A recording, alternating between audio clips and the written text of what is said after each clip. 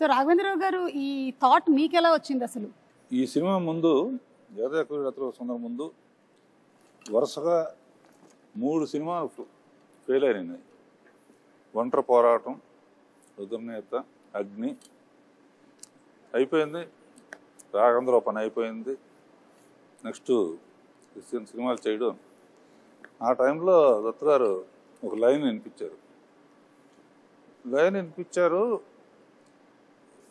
అందరికీ ఏంటంటే ఆయన ఇప్పుడు ఫ్లాప్లో ఉన్నారుగా చేయరన్నారు. ఇండస్ట్రీలో చాలామంది అనుకున్నారు. ఇప్పుడు అది చేయటానికి చాలా ధైర్యంగా ఫ్లాప్ అయినా సరే నేనే చేయగలను అని చిరంజీవి దత్తు గారు ఒప్పుకున్నందుకు ముందు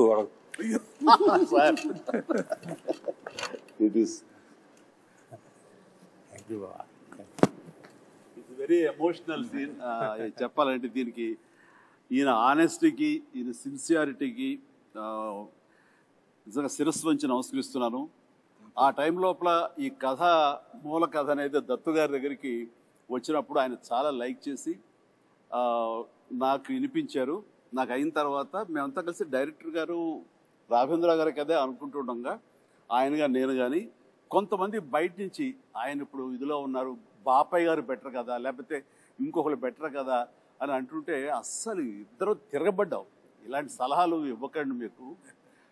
అండ్ మాకు అటు ఈయన ఉండాలి, ఇలాంటి కథకి, సోషియో ఫ్యాంటసీకి, అటు మా ఇద్దరిని జస్టిఫై చేయడానికి, ఆ రిచ్నెస్ కనబరచడానికి the one and only director Raghavendra గారు తప్ప ఎవరి వల్ల కాదు. రాఘవేంద్ర గారు వద్దు అనుకుంటే టోటల్ సినిమా వద్దు అన్నారు. ఇది నేను చెప్పింది. అలా జరిగింది మా ఇద్దరి మధ్య డిస్కషన్ అండి. ఇంకా అక్కడి నుంచి మీరు విజృంభించారు. ఇక అంటే ఈ జనరేషన్కి ఇది చాలా పెద్ద ఇన్స్పిరేషన్ చిరంజీవి గారు. ఎందుకంటే ఈ రోజుల్లో ఏదైనా ఒక సినిమా ఫ్లాప్ అయింది అంటే ఆ డైరెక్టర్కి ఆ తర్వాత నెక్స్ట్ ఒక్కొక్కసారి వచ్చేటువంటి అవకాశం ఉంది, కానీ కొన్నిసార్లు వచ్చేటువంటి అవకాశం చాలా తక్కువ. అలాంటిది రాఘవేంద్రరావు గారు చెప్పినట్టుగా ఒక 3 సినిమాలు వరుసగా ఫ్లాప్ అయిన తర్వాత కూడా రాఘవేంద్రరావు గారే కావాలి అని పట్టుబట్టి ప్రొడ్యూసర్ అండ్ హీరో నిలబడడం అనేది it's something great that this generation should take as an inspiration. ఒక మనిషి టాలెంట్ని ప్రీవియస్ సినిమా ఫ్లాప్లు అవి డిసైడ్ చెయ్యవు. ఆ కథాంశంలో ఎక్కడో ఏదో చిన్న తప్పిదం జరుగుంటుంది కాబట్టి అది ఫెయిల్ అయ్యేమో తప్ప ఆ వ్యక్తిగతంగా ఆ టాలెంటెడ్ పర్సన్స్, ఆ టాలెంటెడ్ హీరో, ఆ టాలెంటెడ్ డైరెక్టర్ వాళ్ళు ఎప్పుడు ఫెయిల్ అవ్వరు. అందుకని హిట్ అయినా ఫ్లాప్ అయినా ఆ కంటెంటే తప్ప మనుషులుగా ఇంత విజయాలు చూసినటువంటి మనుషులుగా, ఇంత ప్రజాదరణ పొందినటువంటి టెక్నీషియన్స్గా, ఆర్టిస్టులుగా వీళ్ళు ఎప్పుడు ఫెయిల్ అవ్వరమ్మా. ఆ నమ్మకం మాకు. ఈ సినిమా ఆ టైంలో ఆయన కొంచెం నిరుత్సాహంగా అన్న టైంలో ఈ సినిమా కథాంశం ఆయన తీసుకెళ్ళినప్పుడు కానీ వెనకాల మేము ఉండి ఎస్ రండి సార్ అన్నప్పుడు ఆయన ఎంతగా విజృంభించారంటే, ఎంతగా ప్రతి ఫ్రేము ఎలాగ చెక్కారంటే, ఎలాగ కథలో అందరిని ఇన్వాల్వ్ చేసి అందరి ఇన్పుట్స్ ఎలా తీసుకున్నారు అంటే అది నేను మాటలు చెప్పలేను. అంత ఇదిగా చేసుకున్నారు. అంటే నన్ను కూడా కూర్చోబెట్టారు. అండ్ ఎవరు ఏమి చెప్తారో, ఏ మంచి బిట్టు చెప్తారో అని దాదాపుగా 15-20 మంది రైటర్స్ నాకు తెలుసు. 27 మంది రైటర్స్ అని విన్నాను చిరంజీవి గారు. నేను 27 మంది రైటర్స్ అని విన్నాను. 27 మంది ఏవో చిన్న కథ, లేకపోతే ఒక చిన్న టర్నింగ్ పాయింట్, ఒక చిన్న టిట్ బిట్, ఒక కామెడీ సెటప్ చెప్పిన వాళ్ళు కొంతమంది, అందరి ఇన్పుట్స్ తీసుకుని ఈయన చక్కగా దాన్ని పొందుపరిచిన విధానం కానీ, దాన్ని రాబట్టిన విధానం కానీ, దాన్ని తెరకెక్కించిన విధానం కానీ నా భూతో నా భవిష్యత్. అదే జగదేక వీరుడు అతిలోక సుందరి. అండ్ 27 మంది రైటర్స్ తో పాటు మీరు కూడా ఒక 35 days కూర్చున్నారని విన్నాం. 35 days నేను కూర్చున్నాను. అది ఆయన గొప్పతనం. అంటే మా మధ్య ఈగోలు లేవు అనడానికి, ఎవరి నుంచి ఏమొస్తుందో మనకు అది ఉపయోగపడుతుందన్న ఆయన విస్తృత భావం, అది నన్ను కూడా కూర్చోబెట్టేలా చేసింది. అండ్ నాకు తెలిసింది నేను మాట్లాడాను. అట్లాగా అందరం కంట్రిబ్యూషన్ తోటి వచ్చింది. జగదేక వీరుడు అతిలోక సుందరి అనేటువంటి సినిమా మీకెన్నో మెమరీస్ ని ఇచ్చాయి.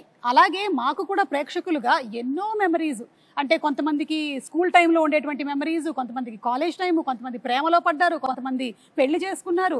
సో అందుకని ఈ సినిమా రిలీజ్ అవుతున్నటువంటి ఈ తరుణంలో అందరూ ఒక్కసారి రీఫ్రెష్ చేసుకుంటున్నారు. అందులోనూ సినిమా 3Dలో రిలీజ్ అవుతోంది. So we are more than happy. ఎందుకంటే చిరంజీవి గారిని మరింత దగ్గరగా చూడొచ్చు, శ్రీదేవి గారిని మరింత దగ్గరగా చూడొచ్చు. ఓకే, సో ఈ సినిమాలో 6 పాటలు అండ్ 6 పాటలు సూపర్ డూపర్ హిట్. ఇది చాలా అరుదుగా జరిగేటువంటి ఫినామినా ఈ రోజుల్లో అయితే. అండ్ ఇళయరాజా గారి మ్యూజిక్ సిట్టింగ్స్ ఎలా ఉండేవి? ఫిల్మ్ ఇండస్ట్రీకి మ్యూజిక్లో ఒక కొత్త సౌండ్ వినిపించింది మొట్టమొదటి ఇళయరాజా గారు. అప్పటి వరకు ఒక టైప్ ఉన్నది. ఆ సౌండింగ్ కానీ ఆ ఆర్కెస్ట్రేషన్ కానీ నేను ముందే ఆఖరి పోరాటం అప్పుడే సరెండర్ అయిపోయాను. ఏమంటే నాకు కూడా కొంచెం పాటల మీద అనుభవం ఉంది. కొంచెం నెక్స్ట్ టైం కొంచెం ఇబ్బంది పెడతాను, 1-2 ట్యూన్లు ఎక్కువ చేపించుకోవటం అలవాటు నాకని. పాపం ఆయన కూడా ఒప్పుకుని ప్రతి పాట వింటాం, మళ్ళీ అందరం ఫైనలైజ్ చేయటం. ఇళయరాజా గారు జగదేక వీరుడు, ఆయన సంగీతం అతిలోక సుందరి అని చెప్పి ఒక్కటే మాటలో చెప్పేశారు మీరు అసలు. నిజంగా కాదు సాంగ్ యమహో ఊటీలో యమహో తెస్తున్నప్పుడు అసలు పోటీ పడి చిరకాలం గుర్తుండిపోయే సాంగ్స్, పాడుకునే సాంగ్స్, అవి పుట్టిన సమయం ఎంత తెలుసా? 3 hours 4 hours. ఉదయం కంపోజింగ్కి వెళ్ళారు, ఆయనకి థీమ్ చెప్పారు, ఎలాగొన్న కథ దాని లీడ్ సీన్ చెప్పారు. వేటూరు గారు ఇళయరాజా గారు కూర్చున్నారు, మేమిద్దరం వేరే సాంగ్ చేసుకుంటూ మేము విజయవాహిని సెట్కి వచ్చాము. ప్రసాద్ సెట్లో వాళ్ళు కంపోజిషన్ కూర్చున్నారు. ఎట్ అబౌట్ 2 o'clock 3 o'clock అయితే బ్రేక్ అయిన 4 o'clock లోపల ఆ ట్యూన్ తీసుకుని వేటూరు సుందరామూర్తి గారు మా సెట్లో వచ్చి కూర్చున్నారు. వినిపించారు. ఎలా ఉందో చెప్తే దాన్ని బట్టి మేము ముందుకు వెళ్ళాలా, వేరేది ఆలోచించాలా అన్నారు అని. ఉదయమే కదా చెప్పి అప్పుడే వచ్చారు. ఏంటంటే మీరండి అన్నారు, ఆ సాంగే అమ్మని కమ్మని దెబ్బ.